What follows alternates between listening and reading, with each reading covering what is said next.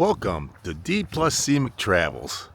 We're here in North Dakota and we're just driving down I-94 and we happen to see a thing where it's supposed to be the world's largest buffalo. We're gonna check it out real quick. We gotta walk down this little path. You can see he's way up on the hill, I guess. Hey, there he is. This is supposedly the world's largest buffalo here in Jamestown, North Dakota. Yeah, he's a big boy. Big old buffalo. We're just starting our adventure. We're going across to heading out west and then heading to Alaska on a cruise. The world's largest buffalo in 1959. Dakota Thunder's what his name is. He's a big guy. This is showing how he was made. World's largest buffalo. The Interstate 94 highway between Jamestown and Valley City. He was completed in 1956 and officially opened across the state in 1958.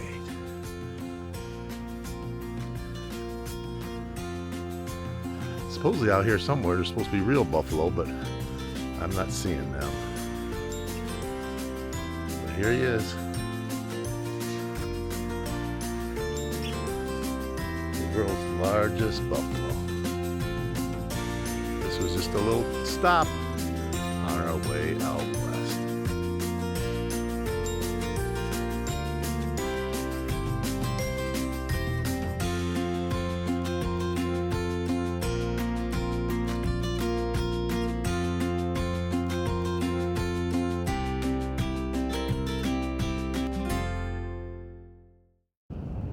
Hello everyone, here we are, Theodore Roosevelt National Park.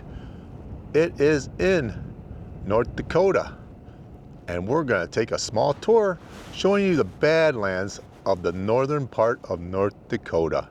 Hey, join us as we check out this scenic area.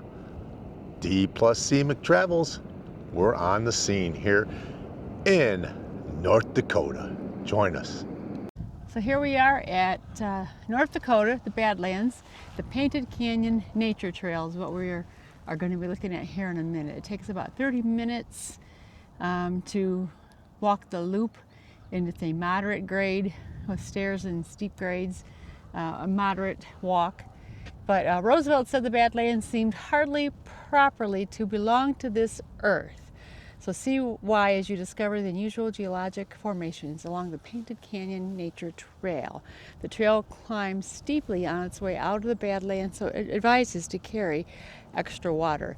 No pets, no horses, no bikes are allowed. Never approach the wildlife, and no collecting or disturbing the natural features. So leave it as you found it. And here we go. And you can see it's very windy here today, so I don't know how these mics are going to work. It's pretty windy, so hopefully it doesn't buffer too much. As you can see the colors in the Badlands, the reddish colors and the greens and the grays. This is, I'm pretty sure, the eastern side, the southeastern side of the Badlands here. And here's one of the first areas, little walkway that you can walk out to look down over the Badlands. I don't think my camera is going to really capture the beauty of this. I wasn't going to be too impressed with this type of landscape. It's different, obviously, than the mountains like the Tetons or whatnot, but it has its own special beauty, and it definitely is a different geological formation than what I've ever seen before. It's got a nice path here walking around. This area is the visitor center. So as you can see here, we have a picture of a hoodoo, which also is known as a rain pillar, and it forms beneath protective cap rocks. So the geological formations, all obviously due to nature, and the rain, the wind, and all that. It's a very colorful, beautiful, different kind of a beauty. This is the south unit that we're looking at here. We just ran into a lady who said that the north unit you know, I was commenting today, like, oh, I don't see one animal here. It said, beware of the animals, and I haven't seen any.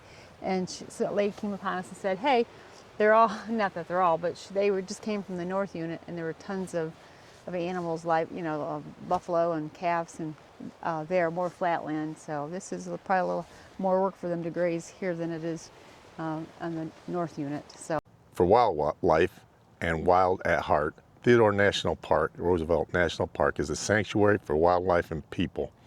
The lonely freedom of the wilderness is nestled into every scenic view and blazing sunset. For all times, it's a place for people to find refuge where buffaloes roam. oh, so here we have buffalo, prairie dogs, deer, antelope, wild horses. These are the things that we hope to see when we're doing our travels at Theodore Roosevelt National Park. Watching these, oh, and the wolf. Right here is a good area with a lot of colors right here.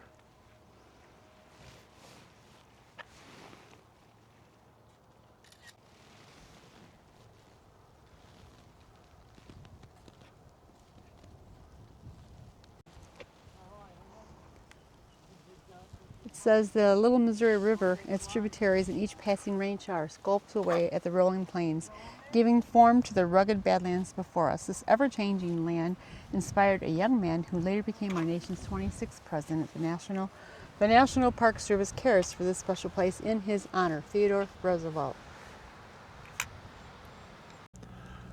Painted Canyon Trail is 2.1 miles to the Upper Paddock Creek Trail. It's moderate, rolling terrain, some steep sections.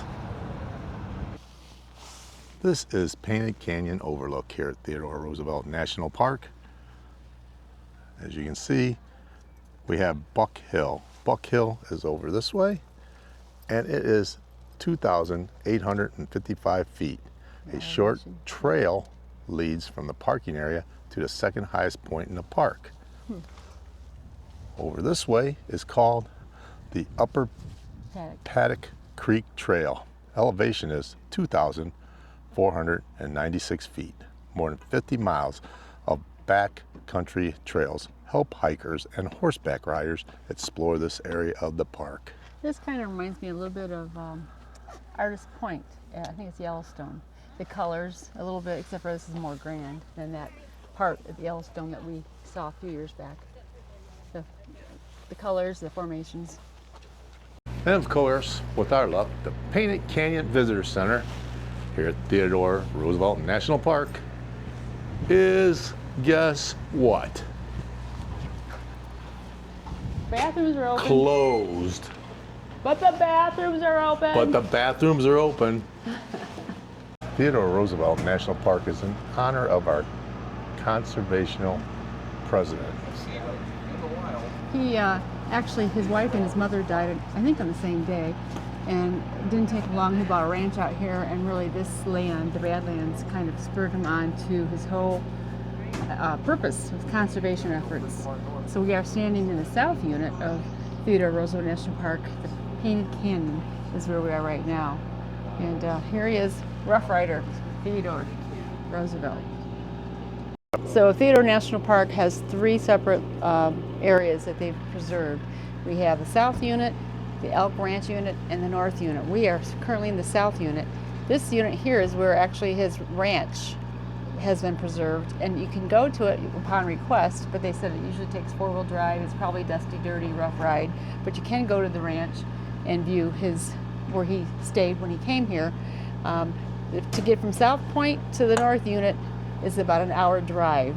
And Theodore Roosevelt, this probably sums it up. He said, I never would have been president if it had not been for my experiences in North Dakota. He was a conservation president, and his passion and his purpose became even stronger as he visited the Badlands. Just fell absolutely in love with all this and wanted to preserve it for future generations. Hence, we have this national park.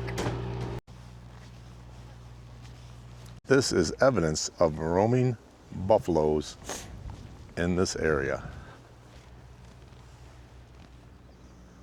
This looks like a panoramic view here.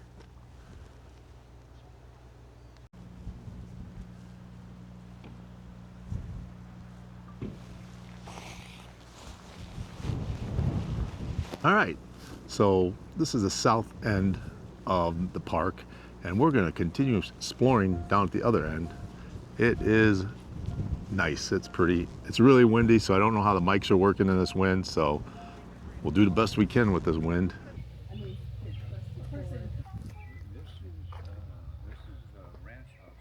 This is Teddy Roosevelt's ranch house when he was here.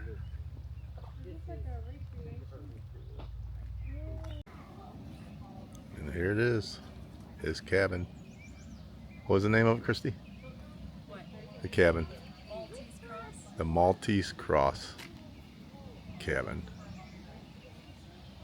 Okay, what we're looking at here is the Maltese Cross cabin, which was built for Theodore Roosevelt in 1883. He took a trip and decided this is where he'd like to winter here, or actually hunt here. And he did this in June of 1984. He was grieving the death of his wife and his mother, and then his efforts was focused on ranching. So he had this cabin built. He lost a lot of cattle. At one point in time, he decided to go back into politics and sell off the stuff. He did sell off the ranch to his partner, Sylvan Ferris. Sylvan Ferris dismantled this cabin, and it traveled all over, from the World's Fair in St. Louis to the Lewis and Clark exhibition in Portland, Oregon, to the State Fair in Fargo.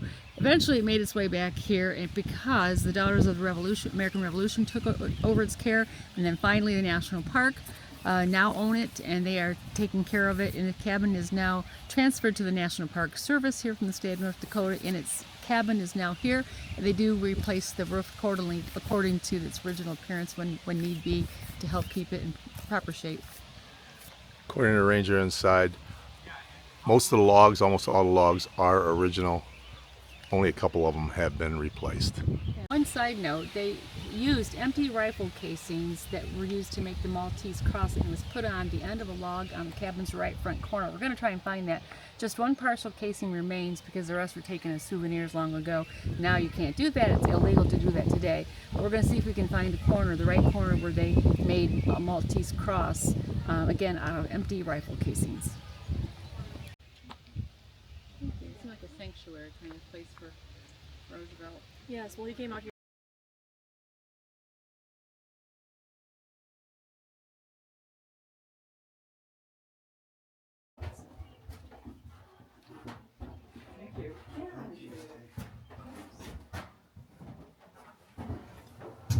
Food and warmth. The stove and other objects in the kitchen are a period of pieces similar to that of Roosevelt, what he used. Yes. Traveling trunk. Teddy Roosevelt's original traveling trunk in the corner of the bedroom was used to store his ranch clothing while he was away from the ranch. Kept his good clothing back in New York City.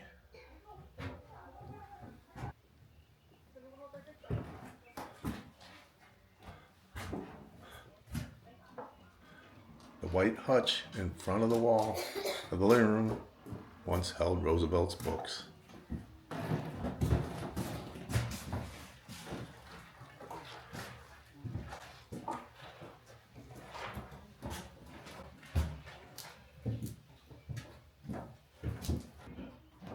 Theodore Roosevelt once wrote, "What true American does not enjoy a rocking chair? And boy, do we know that in the McPherson family."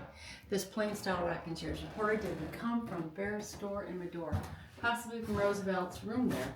If true, Roosevelt probably sat in it at some point, and the gliding chair to the right of the rocking chair is from the same time period, but it has no association with Roosevelt. So this glider is just for decoration, but the rocker is something that he loved to do. And that might have been, it came from a store in Medora that he may have rocked in.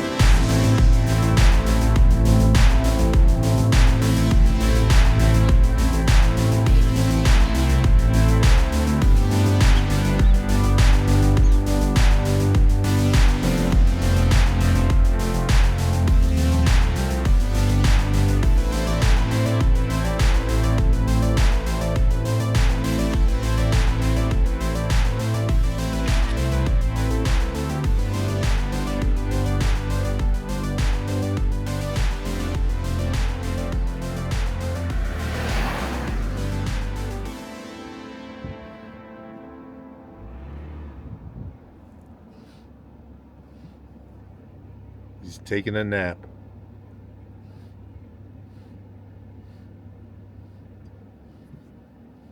He's tired.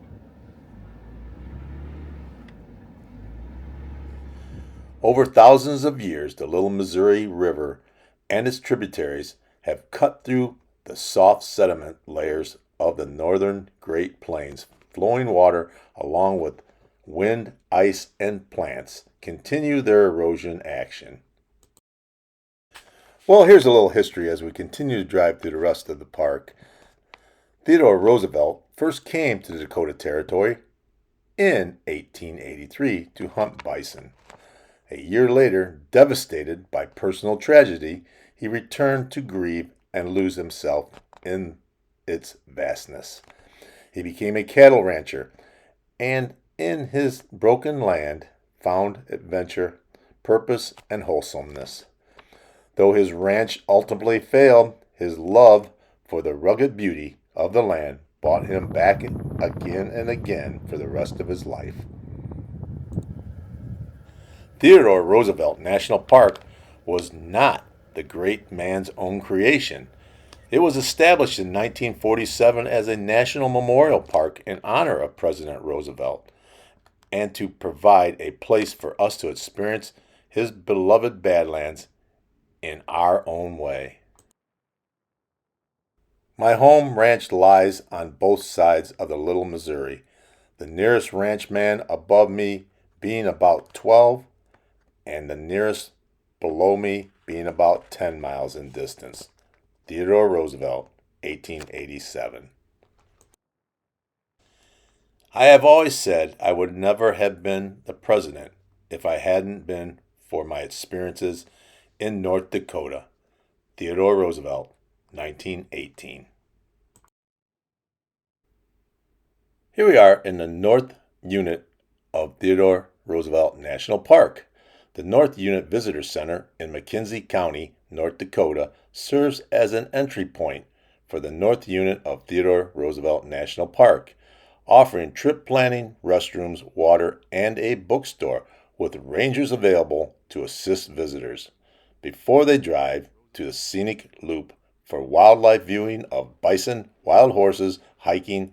While the original building faces structure issues, the visitor center had been replaced by a temporary location, but the entrance of the park remains staffed. This scenic drive, a 13-mile scenic drive, 26 miles round trip with overlooks like Oxbow Overlook. Plan on at least an hour and 15 minutes for the North Unit to drive it out and back. As you will see, the first half of the road traces the bottom of the Badlands. Midway through, it crawls up and out of the canyon to the North Unit's most iconic views of Riverbend overlooks. From there, it is an easy drive along the rim of the Badlands to Oxbow Overlook at the road's end. The road is almost entirely paved with only one stretch of gravel and is open to motor vehicles.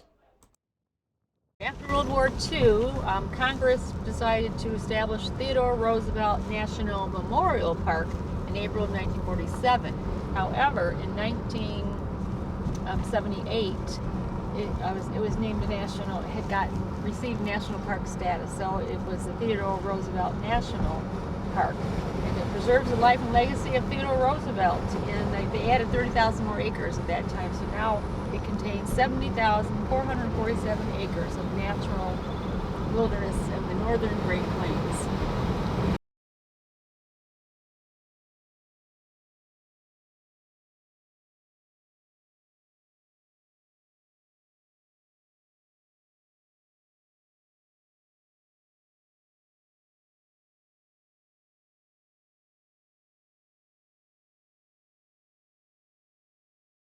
Okay, so then 1947 is when they established the Memorial Park.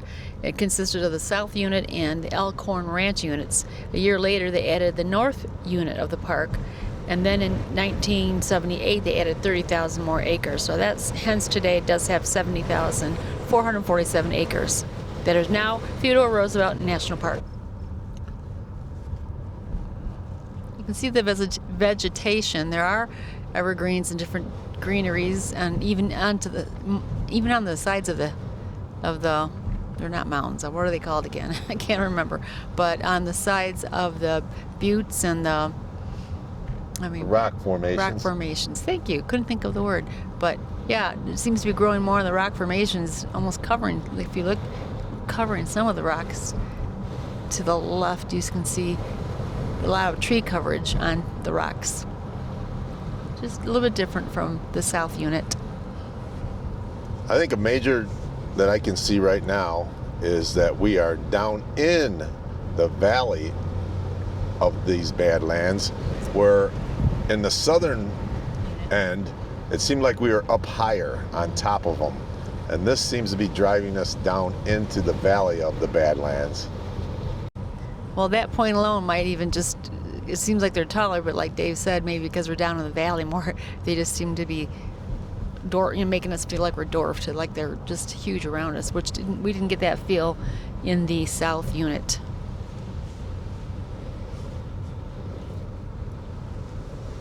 Off to the left here, you can see the little Missouri River, as it has done most of the carving of this area. It's pretty dry today. Yeah, they haven't had much rain here, they said, in a while, so it's pretty dry. And they also said they didn't get much snow either this year, which is where we are from, Ohio. We got tons of snow. It was a whole different kind of winter. The winters that we're accustomed to is lots more snow. But here this year they did not get as much snow.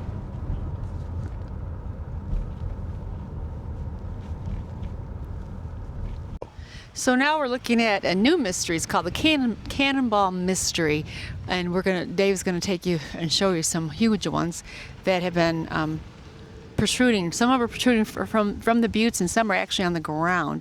They don't seem to fit with the rest of the landscape. They were not carried here by any shape. They were formed within the sediment of the Badlands, and now erosion is exposing them. And there's many more inside that will eventually be exposed. Some have completely eroded out. Some are just being exposed at the side of the mountain, or the side of the butte, starting to come out. But some are already on the ground, and they didn't roll here or get here by happenstances, all nature. Now there has a new mission is to save the cannonballs, because they've become a popular attraction, and I don't know how people would come in and take them, because they would seem to be very heavy, but they're really asking if anybody sees anyone defacing them or trying to take anything, it's illegal, and contact the park rangers to let them know of this illegal activity.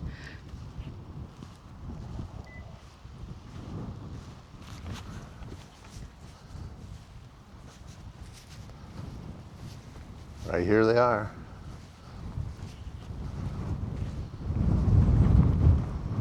You see how they're just popping right out of the mountain there, out of The butte. the sandstorm. It's really not a mountain. We want to keep calling it that, but it's a butte. Butte, B-U-T-T-E. I believe that's what they call this. And yeah, it's protruding out, and some are already out, already have been exposed, and probably maybe have rolled down into the areas down here that we see Dave showing you right now. I'm sure it rolled down after it got enough erosion, exposed it enough that made it, both the wind and the rain, it exposed it and made it not secure. As you can spot, see, and it the rolled down buffaloes and are over landed here where it's too. landed.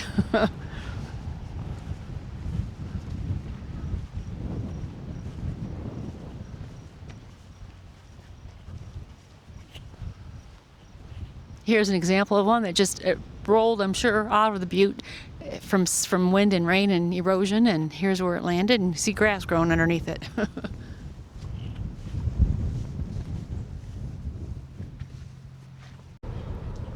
Okay, this looks like almost like a mountain range feel to it compared to yesterday, the south unit. This is the north unit, and it does have more color, like Dave had said earlier. And the sun is shining too. Maybe the way the sun is hitting it, it's bringing out the colors better. But almost feels like a mountain range. It's pretty cool. It's different, and yet you see the evergreens or the trees that are growing in patterns on the on the edges of the butte.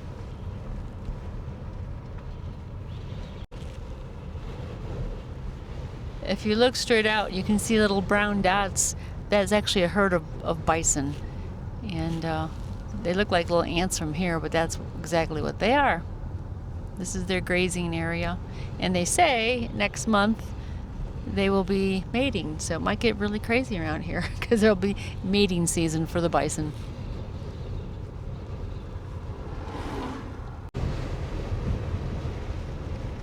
I guess this area of the road a lot of times is closed in the winter because the snow gets pretty deep in this area. I guess last year though they didn't have much snow, but when it does, it hangs in this area. This is how close, this is a close-up, a real close-up of the butte. All right, we are at the Riverbend overlook in the North Unit. And this is built by the CCC, Civilian Conservation Corps, and it's just a short walk from here. And the view will be just beautiful, so just wait and see. It's a gravel trail. Yep, just a little gravel trail. Check out this tree. It's pretty windy, so we just hope to stay on the trail.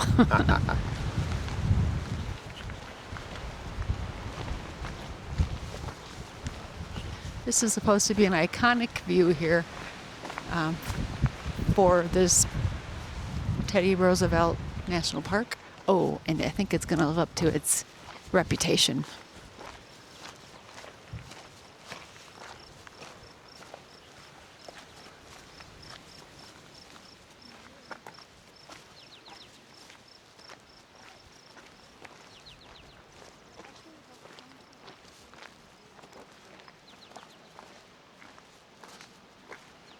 There are little steps to help walk down the trail. With every step down, we need to remember we have to step back up.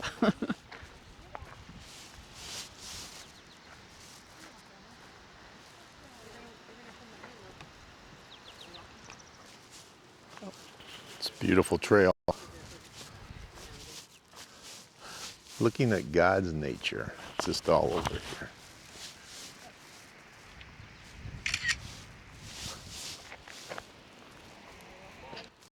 Views like this is why I love to travel. See all God's beautiful scenery He's put out here for us to see.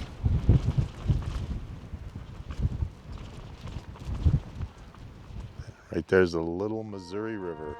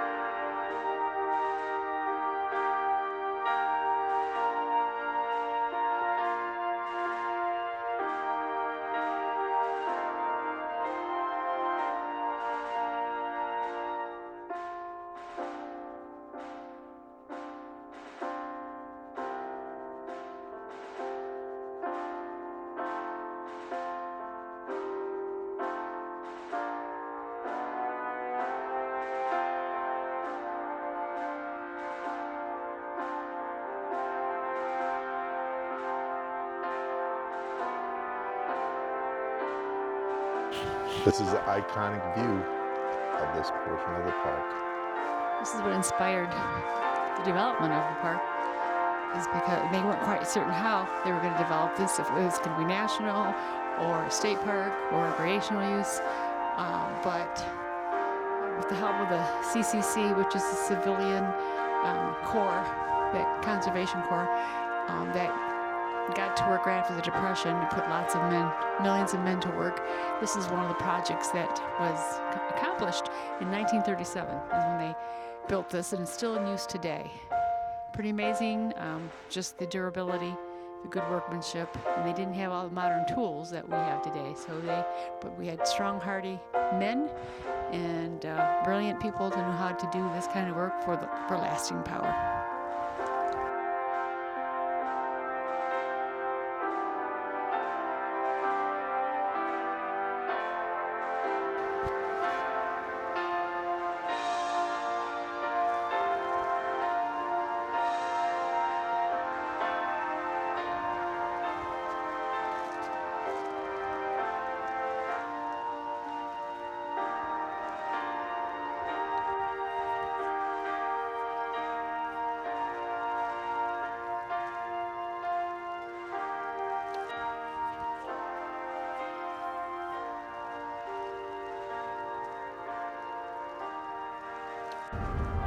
We have a special treat. Just wait, here it comes.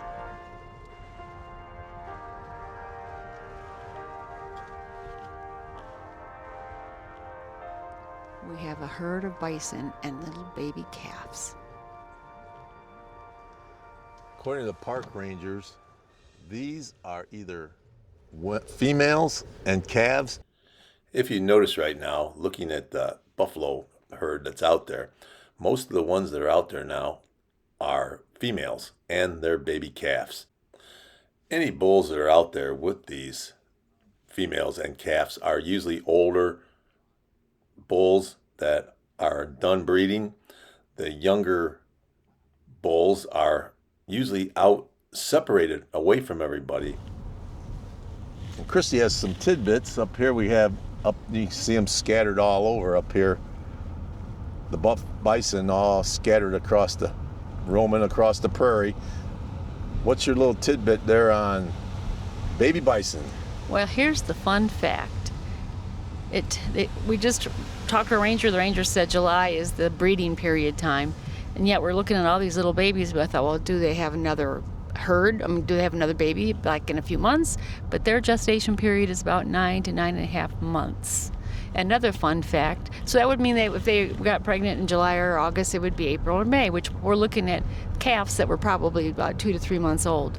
Another fun fact about bison is that they do not sleep standing up like horses can do.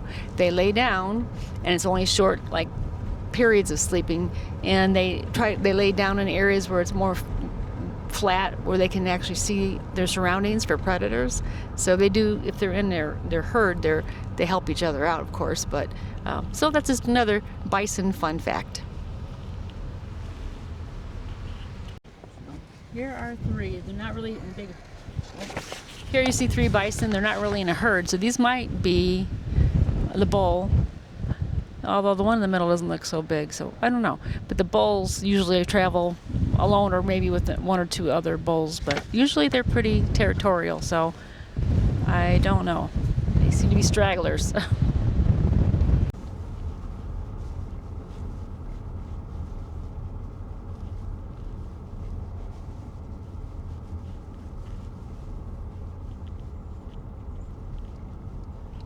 All right, this is the Oxbow Overlook.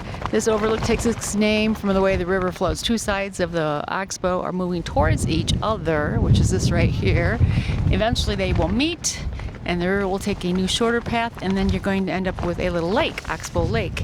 The sediment will block the ends of the old channel, creating an Oxbow Lake. This is all related to the glaciers many, many years ago, which were behind us. And the river actually right now in front of us is flowing east, but most of the river, of the Little Missouri River, flows north. But it is a very vast view here. Although right now there is no water flowing anywhere here. There's a trickle out there. There's a trickle. You can see it's like a quarter of the river. There's only like a quarter of it. Wow. And it's on the edges. The water is very low. This is the Little Missouri River. So you can see it, of course not with this camera, isn't going to get it close enough, but on the left corners and then the right corners, So when it turns right, you'll see the water on the left. When it turns left, the water is on the right because it's so low. But this is Oxbow Overlook. It's just amazing what God can do, what He's done, the creation. His creation is just magnificent. You can see His hands everywhere here.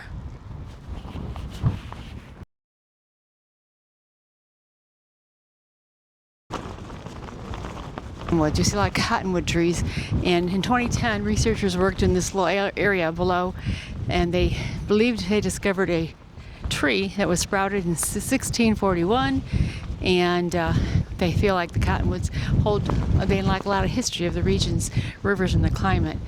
They're showing different growth rings on the cottonwood, the tree that they discovered, they think, of 1641, and they could tell from the years of the rings, like what year there was the Dust Bowl, when severe droughts occur, how that impacts the rings on the tree.